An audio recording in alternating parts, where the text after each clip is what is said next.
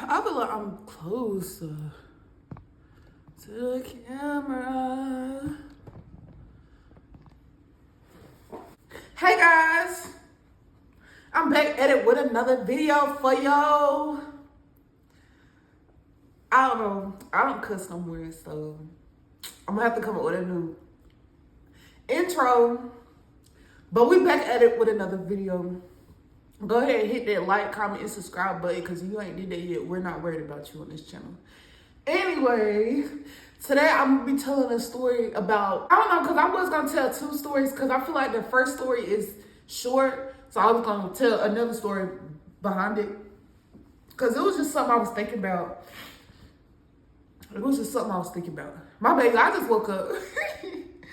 I literally just woke up. I was on TikTok. One thing about TikTok gonna have you think about stuff. TikTok gonna have you thinking about stuff you done went through, old stuff, trauma. TikTok will help you heal in certain ways, right?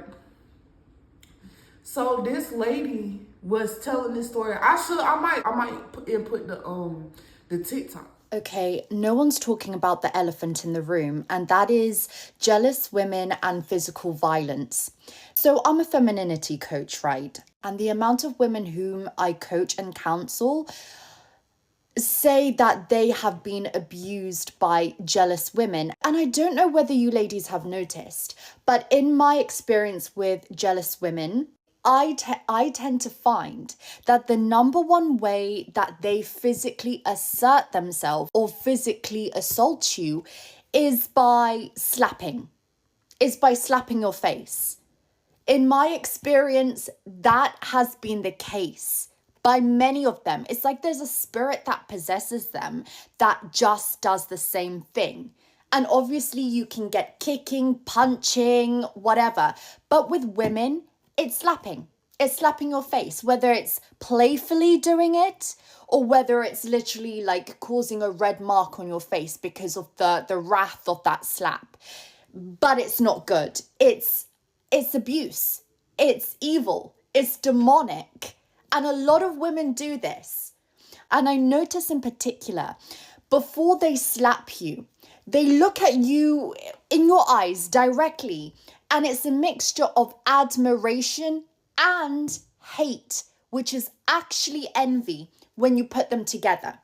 They give you that look, almost like they're scanning you, but it's not like they're looking up or down like a scanner. It's their eyes are penetrating your soul. They're thinking about something and they intentionally slap you or whatever, push you, kick you, whatever. But mostly it's that slap. Ladies, don't allow it. I am telling you, if they do that, call the police. You're grown now. Even if you're in high school, in middle school, or even elementary school, you call the police. You call them because that is physical violence. But this lady was talking about how jealous women, they have this it's almost like they have this infatuation with wanting to physically assault you, right? And in the video, she was talking about how a woman will slap you across your face. Like, you ever had, you know how like sometimes a mom will slap their child across their face? Like, now in this scenario, I wasn't necessarily slapped, but I was punched. Like, if you watch the video, the lady in the video said that before a woman strike you, before a woman that's jealous of you, before she strike you, it's almost like she would scan you, right? And the way she would scan you, she would look you deep in your eyes, like dead in your eyes, like into your soul. And then she'll strike. And bruh, I ain't gonna lie, that brought back memories. Bruh, that brought back memories because I remember when I was in middle school, y'all. I don't know if I told this story before, but I'm gonna tell it again. I don't care. I was in middle school, and at the time, well, you know, we wasn't allowed to have our phones for real. But my mama had got me and my brother a track phone that you could go by the minutes and stuff, so we could contact them if we needed them or whatever, right?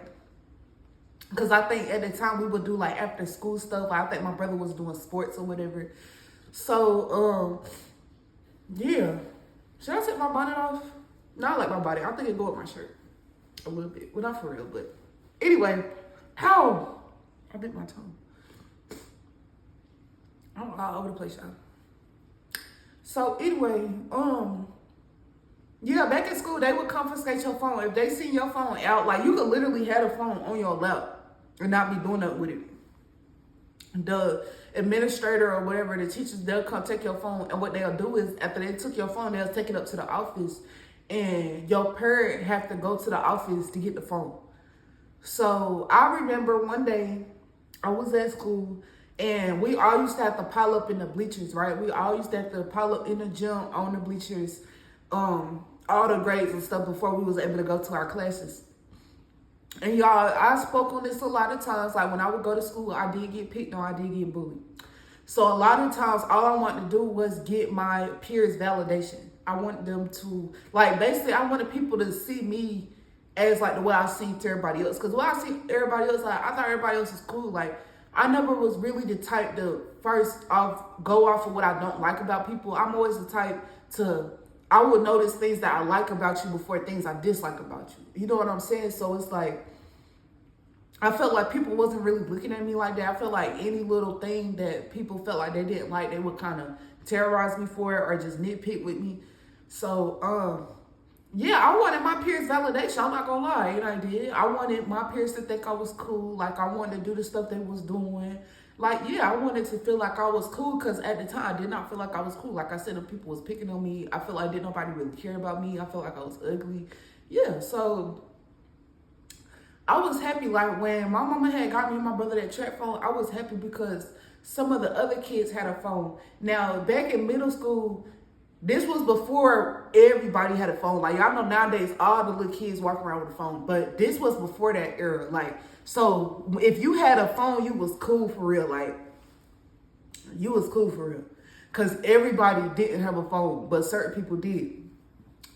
So I was happy. Like, I was like, I got me a little phone now. I'm going to post a picture what the phone looked like. Hopefully, I'm pretty sure I could Google a picture of what the phone looked like, y'all. The phone was nothing. But the fact that I could say, oh, I could text and call on her, I felt like a diva. Like, I really felt like I was doing something.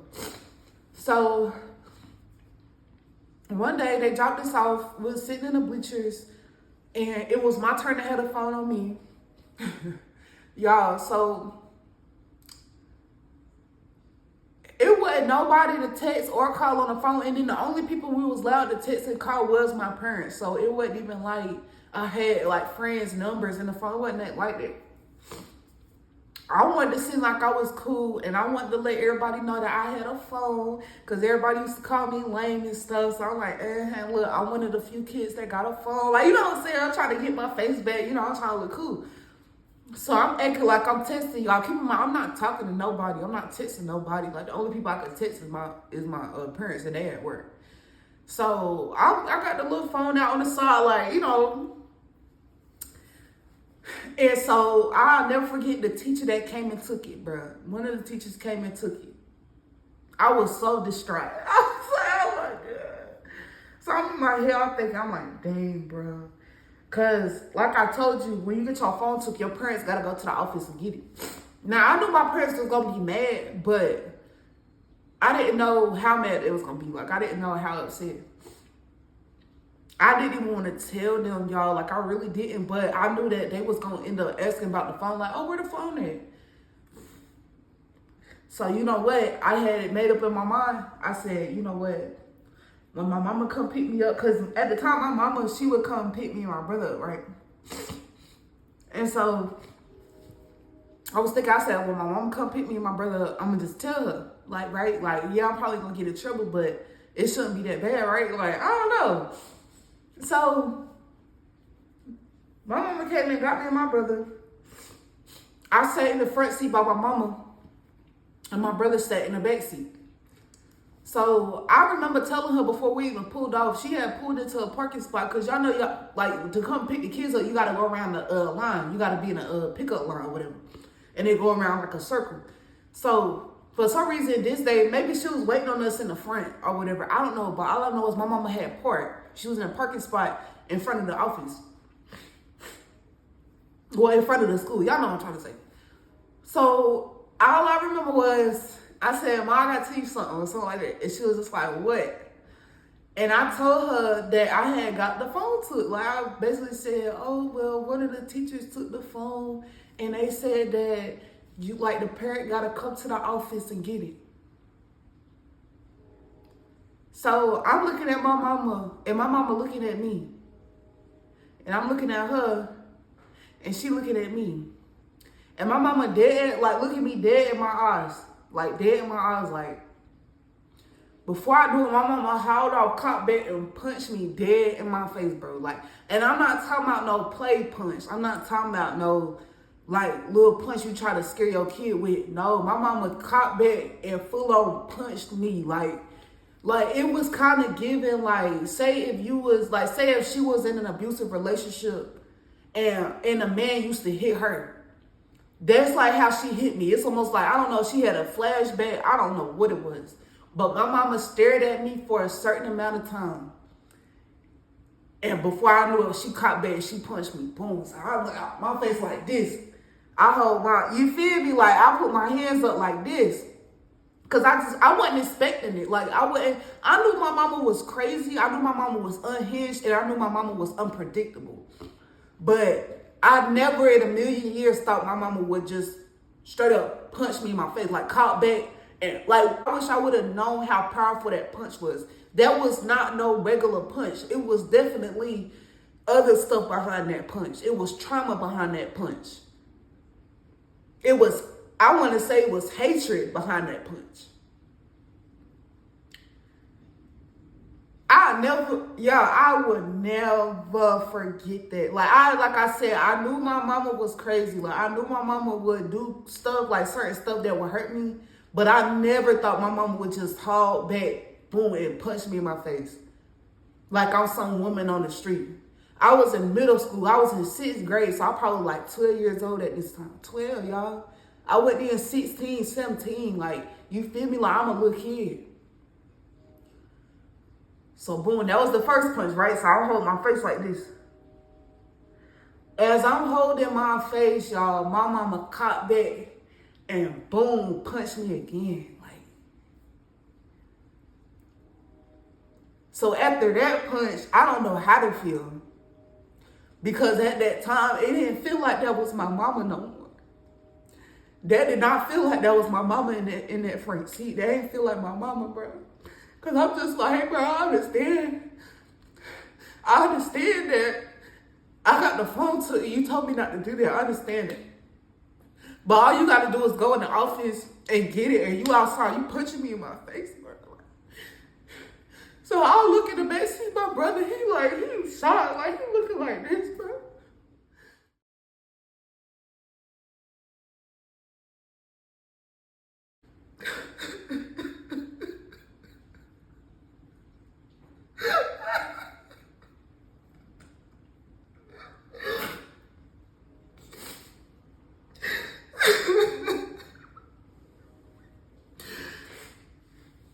I don't even care that I'm crying on camera because y'all seeing me heal in real time. Like, me crying about this. Like, this happened when I was 12 years old, bro. I'm 24. And to this day, it still just hurt my feelings. I'm sorry. It just really hurt my feelings because I love my mama. I always loved my mama. Like, it just seemed like she would just do stuff to me, bro. And it's just like, it would hurt me. Like, it just would hurt me. Like, and it's like, I always still just try to carry love for my mama. But at a certain time, at a certain point, bro, I just was done. Like, I was done, bro. Like, because why would you punch me?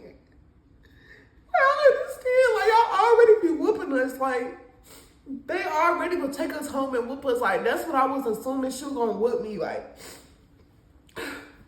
but she punched me like as if I was some lady. Like, she ain't know.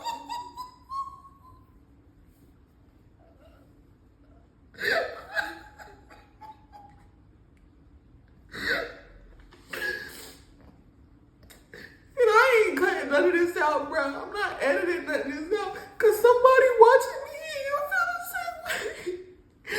Your mama needs you the same way, bro. Like, yeah, maybe you watching my video gonna help you tell your story one day, or like at least think back on stuff, because when you go back and you think about stuff that have happened to you from your past and you cry and you let it out, that's healing, bro.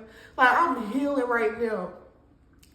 Like, when I read this video and I say that memory pop up in my head again, it ain't gonna make me cry like this because I'm healing right now. But it's just like, I still love my mama to this day, but I can't help but come on here and talk about the stuff that she did, because I just felt like a lot of stuff that she didn't have to do. I feel like she chose to do it. So since you chose to treat me in certain ways, I'm choosing to tell my story, bro. I'm choosing to tell my story and to finally stand up for myself, because, like, at a point, it was a certain point in my life, my parents tried to treat me like, or try to make me seem like I was just the worst in the world. Like, it was points like my parents I would come home and I'm trying to get ready for school, and my parents is threatening to send me to a group home. Nowadays, I work at group homes now. I get contracted out to go work at group homes, and I love them girls. I have a special bond with the girls I go work with and the boys that I go work with, just because I grew up, like, you feel me? I came from a household with my parents threatening to put me out and sending me to a group home. So, like, the fact that I get to come in and work with these kids, and like, bro, every time I go work at a group home, do y'all know them group homes be filled of special kids? Y'all know all them kids be in there multi-talented, intelligent, smart. Like, them kids be a product of their upbringing. You let the world tell it. Kids that get sent away be bad. Kids that get sent to group homes, they be terrible. Their parents couldn't handle them. Bro, them kids be some of the best kids I ever met. Do you know that? And I'm saying that, like, I promise you. Talented. Like, them the type of kids, if they had a budget to invest in them the way they invest in, like, these superstars, bro, these kids would be famous. That's how talented they are. That's literally how talented they are. I promise you, bro. And it's like, it's so crazy because I be thinking like, yo, at one point, like, I could have ended up here, like, with these kids, but I'm telling you, I would have fit in. Because a lot of times, the ones that get sent off be the ones that everybody's saying evil. Everybody's saying them kids bad. But when you get one-on-one with them kids, you get to talking to them, bro, don't nothing be wrong with them kids, bro. And I'm here sitting as a whole witness. Don't nothing be wrong with them kids, bro. Them kids, for one, they be outcasts. And then for two, the kids, they be truth tellers, right? Some kids are truth tellers. Some kids will conform to their environment. I was a truth teller. If I'm not mistaken, just from my opinion, my brother conformed to his environment. So by me being a truth teller, my family wanted to make me seem like a liar, because when I did go out and tell the truth, or when I would go out and tell my truth, they could just say, oh, that girl been a liar since a child. That's how they do these kids. When they have a child that's like, they know, oh, wow, this child, they could draw, they like music. Like, when a child be multi-talented and stuff, sometimes, like, the parent, they don't know how to handle that. Sometimes, like, when parents give birth to a child that's, like, more talented or more creative or whatever skills they have, it's just more enhanced, they don't know how to handle that. They don't know how to handle that child. So what they do is, they will start trying to dim the child's light, or they will take the child's talent and put it on the forefront so they can maybe try to profit off of it. But if there's no way they could benefit off of that child, yeah, a lot of times these kids, they get abused or they get cast away. I promise you. Bro, like, I'm telling you, it's crazy, bro. It's crazy, but yeah, that just really got me just, like, it really had me emotional, because it was at one point, bro, me and my mama, we was about to box. Like, last time I see my mama in real life, like in person, I think we was about to fight. And it was because she had told me to leave. We was supposed to be getting this place. We was supposed to be moving out from the place we was staying in and moving to other apartments. So I brought my $44 to help pay for the deposit or something. But we had split something up and we all had contribute.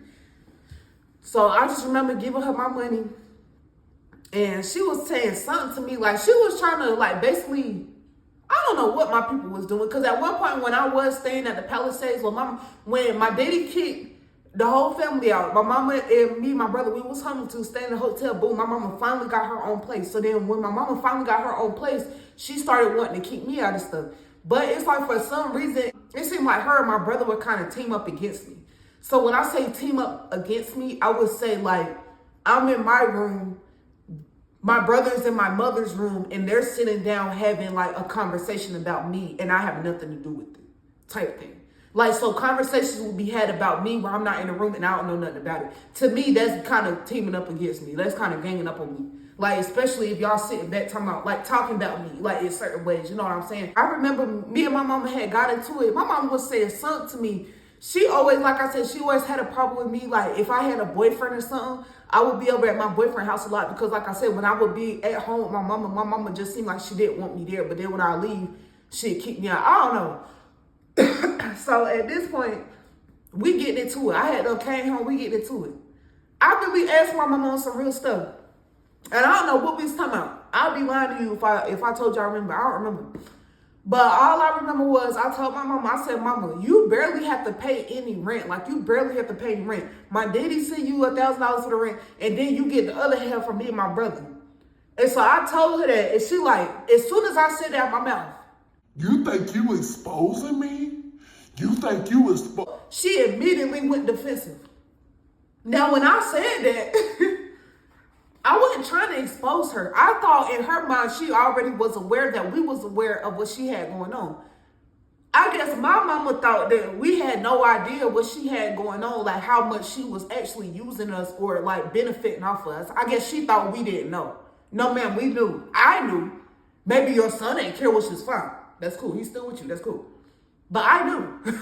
I knew. And I'm like, bro, if I pay my portion of the bills, like if I pay, my rent, the rent that you couldn't ask me for to rent out a room from you as my mother, it shouldn't be no issue of me not being home. Now, if I'm gone for a week or two at a time and you come to get your money from me and I'm telling you, well, I ain't been here for a week, I'm not paying nothing, then okay.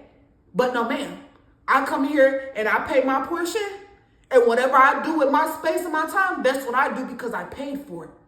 You're not letting me stay here off the strength of me being your daughter. I'm renting a room from you. So let that be clear. So when I was saying what I was saying, it wasn't like to try to pull the blindfold off, because I'm thinking it wasn't no blindfold. I'm thinking she is aware that we're aware. No. I guess she thought she was like, had a whole system operating and we didn't know. She just was coming to ask us for money, was giving it to her. No, ma'am, I know where my money be going.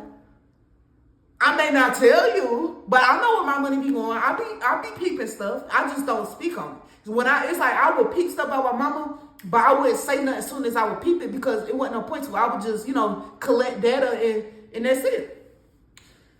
So I told her that instantly she get defensive. Oh, you think you exposing me? You think you exposing me? Oh, what you talking about? Oh, so what's up? So she got mad. I really didn't think that was gonna make her mad. I thought that was just common sense. So she kicked me out after that. She kicked me out after that. I ain't gonna lie. She kicked me out after that, and she took my $40. I tried to tell my brother, I said, bro, well, if y'all gonna kick me out and I'm not moving with y'all to the new place, can I go ahead and get my money back that I had put in for the deposit? My brother told, I don't got the messages no more, dang. But I told my brother told me, I don't give a F about that money. That's what my brother told me. That's what my brother told me. He said, I don't care about that. He said, I don't give a F about that. My bad, I'm trying to stop cussing. My brother told me that. Yep. They kicked me out and you took my money. Like, it's one thing, you could have gave my money back, because at the end of the day, it ain't like I hauled off and punched you. It ain't like, you feel me, we was getting into it and I just, you feel me, spazzed on you. I'm just letting you know that I know why you be taking a certain amount of money from me and my brother. I know that. You trying to cover your rent. Ain't nothing wrong with that. But to move as if we shouldn't know that, like, man, we know you wasn't paying everybody yourself. We know that. That's why you went and got the place you did. We know that. But anyway, that's beside the point. So yeah, she had kicked me out behind it. And we had gotten into a fight because my mama, I just remember her following me from her room to my room. And she was talking to me. And at one point, I just told her, I said, Mama, I just feel like you ain't been a mama to me. Like, I just felt like you more of a mom to your son, but you're not a mama to me. And my mama said that, oh, but you got your best friend. But at the time, I was friends with this girl. Her mama white. Her mama is racist, too. Her mama do not like black people for real. Her mama barely like her biracial daughter. That woman, my mama sat up there and told me that I had that white lady to fall back on. But my thing is, why would you give birth? Why would you lay on your bed and have a kid just to sit up there and say, and make a whole nother woman responsible for that child? Are you crazy? Are you crazy? Do you know how, I don't even know the word, but it's like, do you know how you sound as a mother to even say, like, you look at me in my face and saying it? And I don't know if my mama was just trying to hurt me. I don't know what it is, but my mama had done been hurting me since a child. Like, it was, I think the first time my mama scarred me was when I was like this big. You feel what I'm saying? So it's like, we passed that. You might be trying to hurt me, but baby, we passed that. You done hurt me, baby. You done scarred me, baby. I'm wounded. Not no more, but back then, baby, I don't know what she was trying to do, but she told me that. And when she told me that, when she basically kind of put me off to a whole nother woman, as if I was supposed to look to her to be a mother because she didn't want to do it. Yeah, I got mad. And I started running up on my mom because at that particular time, yeah, I don't see you. I was trying to hold on to this idea as, even though you do all this stuff to me, you still my mom and I want to honor you. Bro, when my mama said that, when my mama was really able to look me in my face and say that, bro, I was done. I ain't gonna lie, I was done. I was done. I'm like, all this stuff I done been through with you. All them times you was, you know what I'm saying, you and my daddy was into it and you feel me, like I was still there for you, like I was still there, like, and as a child, you can't go nowhere. And that's why I can't stand when parents be so quick to put their kids out, because say your kid get to smoking weed or say your kid get to cussing and stuff, they be quick to put their child out. But when we was growing up, we had to sit back and watch you and daddy go back and forth and cuss each other out and fight each other and do all this stuff. We had to stick by your side. We didn't have nowhere to go. But we still loved you. When you come to us crying, we will still embrace you. We never tried to hold that against you. But now we older and we got, our nerves is bad. And we don't know conflict resolution because y'all never taught us. All we saw is y'all go back and forth, bicker and buy us stuff. That's all we seen from y'all. So now we're this age and we smoking and we cussing and we're mad. So you're turning around. You're like, oh, you're disrespectful. Get out.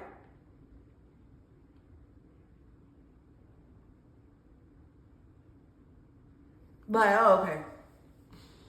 It's almost like we had to ride that roller coaster with our parents. We had to stay down for our parents, but as soon as we get to a certain age, our parents be ready to discard us type energy. But at least me, because I think my brother's still with my mama to this day, which is good for them, because I feel like they need each other. I really do. Like, and I'm not saying that in like a bad way. I'm saying that in like a genuine way. So I'm glad that everything worked out. At one point, I was upset that I had to be the one to leave, like, because I always thought like a relationship with my mama was important, but it depends on what kind of mama you have. If you have a good mama and she is healthy and she is, you know what I'm saying, like, you could have a good connection with her, then yes, that mother relationship is important to have in your life. But if your mama just downright toxic and treats you like another woman on the streets, no ma'am, that is not important. So like I said, I feel like the love was more with my brother. So the fact that he gets, like, the fact that they still connected is good. Because I could tell they genuinely love each other. I don't know, like I said, me and my mama, we had our whatever. But anyway, yeah, so boom. I ain't gonna lie, I got so angry. I'm like, what's up? Like, what's up? Like, you been putting your hands on me. You been doing all kinds of stuff. What's up? Like, because now I'm big enough to fight back, so it's good. You know what I'm saying? Because you was beating on me when I was this big. Now I'm this big, so what's up? You know what I'm saying? Like, so when my mama seen that, first thing she do, instead of she square up, right? Because when we was in the car and my mama was punching me in my face, you feel me? She ain't need no weapon. She ain't need nothing. She just needed her fist, right? I ain't had no weapon. When I was in the car 12 years old, I ain't had no weapon on me. I ain't had no shield. I ain't had nothing. All I had was my hands covering my face. Fast forward, I I'm grown now, so you can put your hands on me because I'm an adult. You know, I'm not no little kid. You ain't supposed to put your hand on a kid, but you can put your hand on your grown kids. That's more acceptable than put your hand. So now it's me and my mom, we one-on-one. I'm getting into it with her. I'm like, what's up? First thing she gonna do is pick something up. Exactly. Because if she would have punched me them times and I would have picked something up and cooped on her head with it, I would have been wrong, right? But fast forward, now it's extra time for us to up one-on-one. You feel what I'm saying? She gonna pick something up, act like she gonna hit me with it. I'm not worried about that. Because I already knew. My mama could have had a machete in her hand. I still would have beat the brakes off my mama. But it's like, it's not about that. I'm like this tall. My mama like, you feel me? Like I'm child over my mama type. So it's like, it wouldn't be no fair fight. But at the end of the day, if you keep provoking somebody and then you don't abuse this person and you still going to abuse this person, like, bruh. Like, it just come up to a point where, it just comes to a certain point where, like, okay, I'm done with this. But anyway, I'm rambling now. I'm going to just tell that story because I thought this story was going to be too short. So I'm going to hold off the second story I was going to tell for later. But yeah, so that was the story time about my mama hollered back and really punched me in my face. Seeing how bad it hurt, how bad punched me in my face again. And yeah. I feel so good. Like, I really feel like a whole weight has been lifted off my chest. Like, I feel good right now. And it's because, I feel like it's because I got to cry all that energy. Like, all that energy and stuff I was holding in, I got to release it. And that jump it feels great. And then I get to tell somebody who cares. I get to tell my audience. I get to tell somebody who probably done experienced the same abuse from their parent. You feel what I'm saying? Baby, I hope we can cry together. Because I'm telling you, it's really healing, bro. It's really healing. So that's it for this story time. I love y'all. My past story time's been a little fun and goofy, so I had to get a little serious with y'all, you know what I'm saying? But, yeah, don't forget, like, comment, and subscribe, and I'm going to see you in my next video.